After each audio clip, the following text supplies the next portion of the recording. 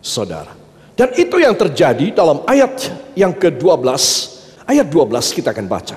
1, 2. Lihatlah, pada pihak kami Allah yang memimpin, sedang imam-imamnya siap meniup tanda serangan terhadap kamu dengan nafiri isyarat-isyarat. Hai orang Israel, jangan kamu berperang melawan Tuhan Allah nenek moyangmu, karena kamu tidak akan beruntung. Amin. Saya mau tanya, kalau dikatakan kamu tidak akan beruntung, itu nasibnya baik atau nasib malang? Malang. Kalau kamu berani berperang melawan Allah Israel, kata Raja Abia dari Yehuda, kamu nasibmu jeblok, nasibmu malang. Saudara, jadi dari satu ayat ini saja kita bisa mendapat pelajaran bagaimana seorang anak Tuhan, dia menempatkan posisi pribadinya di hadirat Tuhankah, berpihak kepada Allahkah, supaya nasibnya beruntung. Atau seorang anak Tuhan, dia menempatkan dirinya pada hal-hal duniawi dan penyembahan berhala, sehingga nasibnya malang, tidak akan beruntung.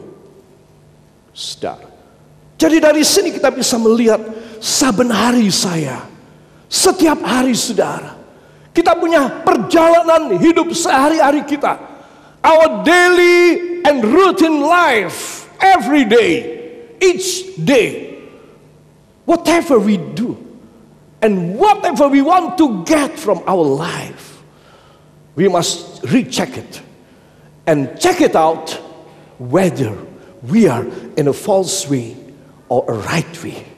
Kalau saya dan saudara setiap hari kita tidak mengecek jalan kita, dan kita berpihak kepada siapa, di pihak mana kita berdiri, in which side and on what side we are standing. Kalau kita tidak mempunyai satu pendirian yang baik, saudara, engkau pasti berarti engkau tidak beruntung. Saya nasib jelek. Orang itu kalau sudah mirang-miring ke sana kemari, saudara, dia orang bodoh sekali. Itu sebab Anda dan saya harus punya satu pendirian. Katakan, saya tidak boleh berubah arah. Kesetiaan saya, iman saya kepada Kristus demi nama Yesus membawa nasib baik, keberuntungan, dan kebahagiaan. Beri tepuk tangan yang baik bagi dia. Haleluya. Saudara yang kekasih, saya akan tutup di sini pada bagian yang penting ini, supaya kita tidak kehilangan arah daripada firman Tuhan ini. Setelah pondasi iman kuat, maka Allah mulai bekerja. Amin. Jadi di sini mujizat itu terjadi antara kerjasama kita orang dengan Tuhan, bukan cuma maunya Tuhan saja, tetapi antara saya dengan saudara, dengan dia, baru mujizat akan terjadi. Saudara, itu sebab rahasia ini penting sekali. Banyak orang menangis, kecewa, marah akhirnya kepada Tuhan, undur dari Tuhan dan tidak mau lagi datang berbakti. Saudara, apa sebab? Karena dia merasa tidak dijawab, tidak terjadi mujizat, nasibnya tetap malang aja, keadaan gelap meluluh, tidak ada terang sama sekali.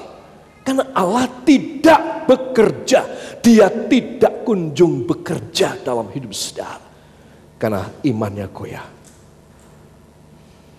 Saudara, kenapa kalau kita mengadakan KKR di lapangan, di stadion, saudara, puluhan ribu orang yang datang, mereka mengalami mujizat.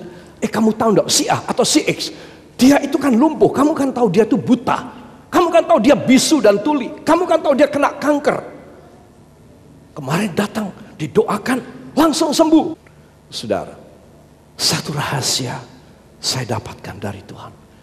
Karena mereka itu orang yang sungguh-sungguh. Bukan orang Kristen sudah lama, bukan. Bahkan belum dibaptis. Cuma percayanya kepada si pengkhotbah yang menyampaikan apa aja. Mereka terima, mereka dengar tuh, mereka percaya. mereka cuma bilang amen gitu aja, nggak ngerti apa-apa, amen pokoknya. Saya memikirkan, Tuhan, Engkau Allah yang luar biasa, namun Engkau sangat rendah hati, Engkau sangat simple. Asal orang datang kepadamu, belum mengerti firman, tetapi mengaminkan firman, mengaminkan apa yang mereka dengar, Engkau langsung jamah mereka. Tuhan, coba, kok ada Allah seperti Engkau? Apapun yang mustahil, asal kamu percaya, pondasi imanmu kuat, aku kerja. Tapi kalau kamu tidak bisa kuat, no way for you. Saudara. Jadi seringkali saya dan saudara ini tidak punya satu pendalaman tentang hatinya Tuhan. Dia itu simple, mudah. Saya merendahkan diri, cukup dia akan tolong kepada saya. Saya beriman, cukup dia akan tolong sama saya. Saudara datang membawa korban saudara, cukup Tuhan bilang, kamu dari kemampuanmu memberi anakku, aku jatuh hati sama kamu. Aku selalu ngelihat sama kamu. Tak lihat terus kamu. Tidak usah khawatir. Sederhana sekali. Dia bukan Allah yang complicated, yang ruwet, tidak. Itu sebab kalau saya dan saudara mempunyai dasar iman yang kuat, Tuhan, hamba ini bukan siapa-siapa dan hamba tidak bisa apa-apa. Please tolong kepada hamba. Cukup, cukup. Dia mesti menjamah. Dia mesti menyembuhkan engkau. Dia pasti memberkati engkau. Sebab Tuhan, anak Tuhan, katakan bersama saya, nasib mujur saya tergantung kepada kekuatan iman saya kepadanya, yang membuat dia bekerja dan mengerjakan saya. Amin. Tadi ayat yang kita baca, saudara, mengatakan dengan jelas bahwa aku tidak ada Allah selain aku, ya, Yesaya 45 ayat 5a. Allah yang seperti apa? Ayat 7, yaitu Allah yang menjadikan terang dan menciptakan gelap. Menjadikan itu karya, kerjaan. Saudara, Tuhan itu mau bekerja, and He is doing something. He is working for you and for me to do something great.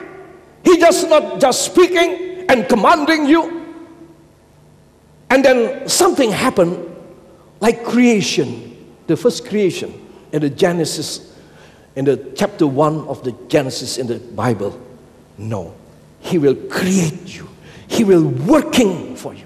Ya, saudara, dia bukan cuma kerja kayak anak kecil tidak ngerti apa-apa, pokoknya jadi, lalu ibunya bilang tepuk tangan, wah bagus sekali. Padahal amburadul tidak karu-karuan, tapi dibilang bagus. Oh, dia tidak macam begitu.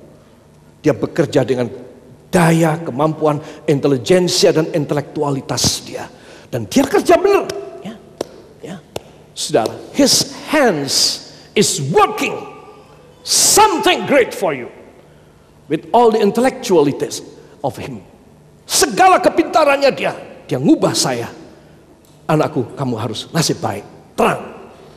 Katakan luar biasa. Hari ini saya mau dikerjakan oleh Tuhan. Saya akan pulang dengan nasib mujur. Haleluya. Allah bekerja melalui firman. Katakan Allah bekerja melalui firman dan Roh Kudus. Saudara, jadi bagaimana kita meresponnya? Ada orang mendengar firman kurang menghargai, kurang merespon secara positif. Tidak ada tanggapan yang positif kepada Allah. Saudara, apa yang terjadi? Ya tidak terjadi apa-apa sama dia. Itu sebab Anda dan saya harus punya keyakinan. Respon saya. Saya kembali pada bagaimana orang-orang ini mudah ditolong oleh Tuhan. Mujizat terjadi. Ya, saudara, ada seorang bapak, macam ini ada, tapi yang saya lihat ini istimewa banget. Sampai saya dekat tuh saya sampai, aduh saya tidak berani melihat. Badannya itu melungker, saudara. Kayak apa ya, kayak ulat kalau dipegang itu. Dia melungker. Tapi ketika firman disampaikan, dia badannya meregang. Ternyata bapak ini tinggi orangnya. Kemudian mulai duduk, mulai berdiri. Ya, saudara, firman Tuhan disampaikan dari panggung. Di situ orang ramai sekali, tepuk tangan semua ramai sekali. Bapak ini meregang tubuhnya yang sudah berpuluh tahun melengkur seperti ulat kalau mau dipegang itu. Sekarang meregang, berdiri. Saudara, ketika waktu sesi kesaksian, dia naik ke atas dan dia bersaksi. Luar biasa. Apa sebab? Karena dia membuat respons yang sangat istimewa kepada firman. Menangis dan berderai air mata. Dia cuma berharap kepada firman yang akan menyembuhkan dia, yang akan bekerja dalam hidupnya. Para kekasih, engkau akan keheranan. Allah menghargai respon saudara kepada firman, bahwa saudara sangat mendambakan, sangat ingin mendengar. Dan ketika engkau mendengar ini firman, engkau merespon secara sangat positif. Sangat berharap mesti engkau mendapat jamahannya yang luar biasa. Pejamkan mata, tundukkan kepala, datang kepada Tuhan Yesus. Haleluya. Kami tidak punya apa-apa yang baik ya Tuhan. Kami cuma punya Engkau saja. Setelah kami mendengar firman ini, kami semakin percaya kepada kuasa-Mu. Bahwa harapan kami untuk nasib yang baik, Engkau pasti mengerjakan buat kami. Tinggalkan semua kepikiran, problema. Segala perhatian-perhatian kepada yang lain tinggalkan. Datang dalam satu kesungguhan hati kepada-Nya. Angkat tangan kanan saudara ke sorga. Taruh tangan kiri di jantung saudara. Tangan kanan saudara untuk meraih tahta Allah. Pegang dia. Tangan kiri saudara ke jantung. Kalau ada penyakit, dia akan menyembuhkan mulai dari jantung saudara. Haleluya. Terima kasih Tuhan Yesus. Tiada yang mustahil. Terima kasih Tuhan Yesus buat kemurahan Engkau kembali bagi kami pagi hari ini. Kami yakin akan firman kebenaran Engkau Tuhan. Sesuai dengan keteguhan iman kami kepada Engkau. Maka dengan karya tangan-Mu Tuhan, yang akan mengubahkan semua kemalangan kami menjadi kemujuran ya Bapa. Yang sakit disembuhkan, yang dalam pencobaan diciptakan jalan-jalan yang ajaib, dan tidak ada yang mustahil ya Bapa. Pekerjaan kuasa kegelapan, kuasa iblis, setan, dan segala orang jahat yang bermaksud jahat, segala kemalangan dihancurkan dalam nama Yesus. Dalam nama Yesus. Dan darah anak domba Allah sudah menyucikan kami. Korban Engkau yang kami terima pagi hari ini menyelamatkan kami ya Bapa. Terima kasih Tuhan. Sebentar kami akan pulang dengan berkat-Mu. Sebentar kami akan menikmati segala karya tangan Engkau dalam hidup kami. Dan tidak ada yang mustahil. Terima kasih Bapa. Persembahkan segala ucapan syukur kami bagi kemuliaan nama Engkau. Hanya di dalam nama Tuhan Yesus Kristus, Juru Selamat dan Penebus kami. Dan kita yang percaya bahwa kita telah menjadi satu dengan tubuh dan darah Yesus, mengaminkan. Amin. Beri tepuk tangan yang baik bagi dia.